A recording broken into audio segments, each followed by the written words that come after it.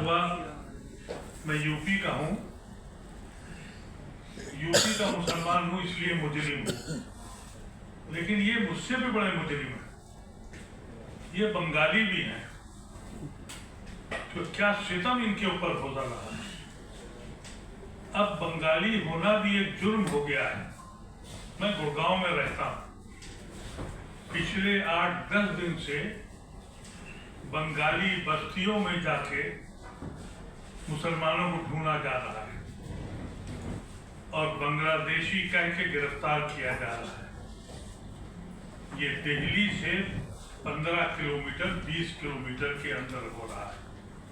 आप अंदाजा करें कि उस कौम का जो अपने कौम के लोगों के लिए एक दूसरे से नफरत फैलाकर इस तरह की हुकूमत चल रही हो, और हम आज भी ये कहें कि हमारा देश महान है।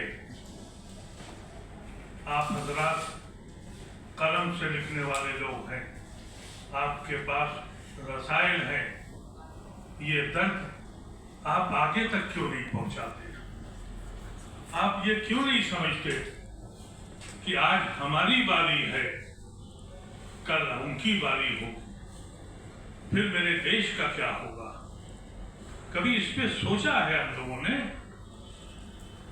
अब मुझे बार बार 3 दिन से मैसेज आ रहे हैं कि साहब गुड़गांव में जहां जहां भी बंगाली रह रहे हैं, अगर वो मुसलमान हैं तो थाने उनको भेजा जा रहा है।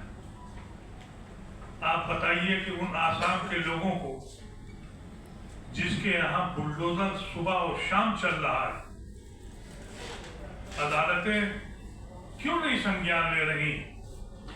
अदालतें कमिट तो बहुत अच्छे कर रही हैं, दिल खुश होता है, लेकिन जब कलम चलता है तो मुझे लगता है कि हाथ का सड़ा जाते हैं। वो कह चुके हैं कि बुलडोजर जो है वो गलत है, गैर कानूनी है,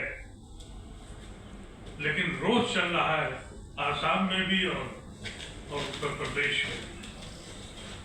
उत्तर प्रदेश में जो हम समझ रहे थे कि हम पे बड़ा सितम हो रहा, लेकिन जब आसाम के अपने नौजवान साथियों को देखा, उनके हाल सुने, तो दिल लरस गया कि कोई जगह तो है। हाँ, गुजराती बाबू तो ऐसे हैं कि पूरी दुनिया भागे चले जा रहे हैं, यहाँ नहीं रहते हैं। वो हथकड़ियां लग के आती हैं, वापस बैगियों पकड़ के आते हैं। वो देशभक्त हैं और हम देशद्रोही।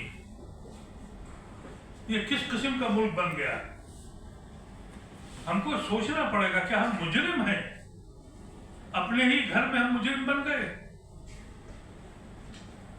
आसाम के अंदर जो चीजें हो रही हैं, कोई बोल नहीं रहा है, अखबार लिखने को तैयार नहीं है, टेलीविजन के लोग इस पर तैयार ही नहीं है। मेरे ख्याल से यहाँ कोई आया भी नहीं होगा टेलीविजन वाला।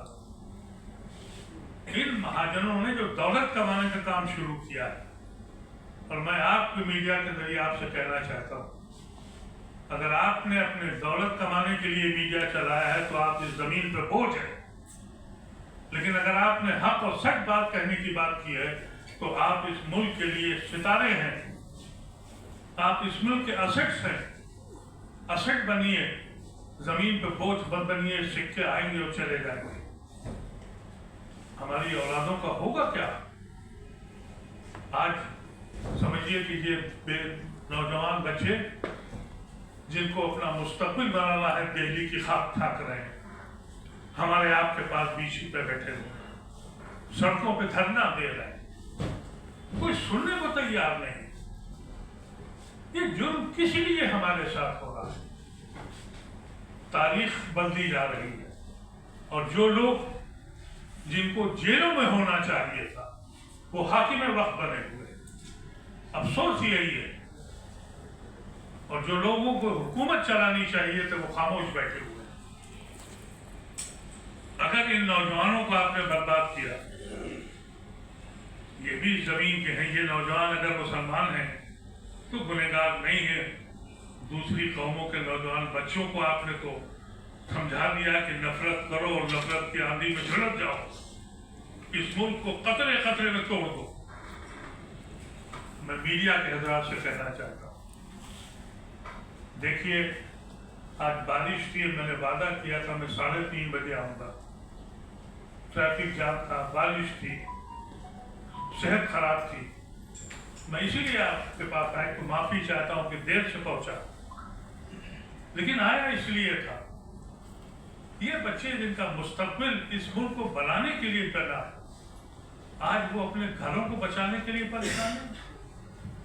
आज उनसे कहा जा रहा है कि ये जमीन जो है ये फॉरेस्ट की हो गई है, ये जमीन उसकी हो गई है, तुम बेघर हो जाओ, तुम यहाँ से चले जाओ।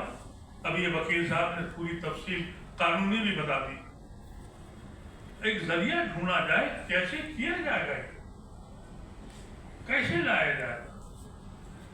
मैं तो बार बार अपने नौजवान साथियों से कहता हूं कि ढूंढो इस मुल्क में कोई भी गांधी को। अब जरूरत एक गांधी की नहीं है, बहुत गांधियों की जरूरत है।